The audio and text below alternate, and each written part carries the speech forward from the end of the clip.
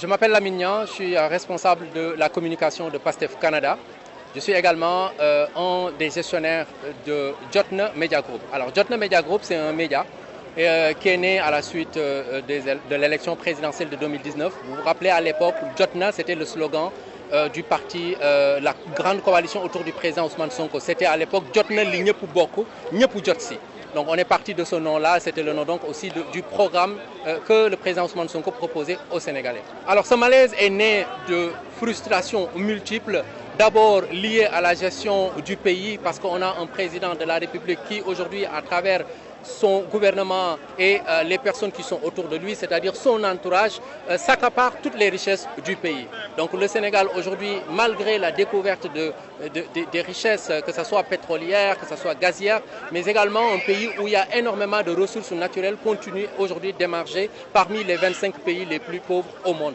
On a aujourd'hui une jeunesse qui est laissée à elle-même. On le voit constamment, ces jeunes qui empruntent les pirogues de fortune donc pour pouvoir rejoindre l'Eldorado. Donc on a aujourd'hui une population qui est laissée à elle-même, qui est démunie. Et ça, c'est déjà au niveau social. Et au niveau politique, on a un président de la République qui veut s'éterniser au pouvoir, qui fait toutes les stratégies ou les stratagèmes, les subterfuges les plus basses possibles pour pouvoir rester au pouvoir, en instrumentalisant bien sûr la justice, mais également en utilisant la force publique pour pouvoir mater la population, pour pouvoir intimider, amener de la violence. De telle sorte qu'aujourd'hui, on a cette population-là qui lui a tourné le dos et que malheureusement, il ne veut pas comprendre et accepter, et qui, en contrepartie, a montrer son intérêt pour un nouveau discours. Un discours qui est incarné par un nouveau leader qui est le président Ousmane Sonko, qui est arrivé troisième à la dernière présidentielle et qui est aujourd'hui le chef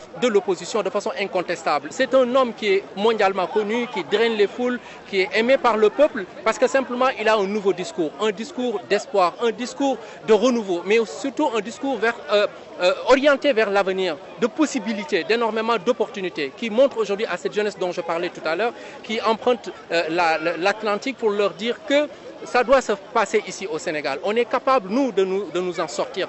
Parce que simplement, jusqu'ici, on est resté dans la pauvreté parce qu'on a toujours, depuis 1960, un système qui est là, qui nous prend en otage, qui s'accapare, comme je le disais tout à l'heure, de toutes les richesses et qui empêche à la grande population de pouvoir profiter de nos ressources et de nos richesses. Donc aujourd'hui, c'est ce leader-là que le président Macky Sall cherche à écarter. Nous avons en Afrique cette possibilité-là, si on avait de véritables leaders, de pouvoir nous en sortir, mais en une génération. On a des exemples dans le monde. On a vu à Singapour, Lee Kuan Yew, qui est un visionnaire, qui est celui qui est le père fondateur. Aujourd'hui, Singapour qui émerge parmi les pays les plus riches au monde, c'est en une génération. Un pays qui a obtenu son indépendance en 1965.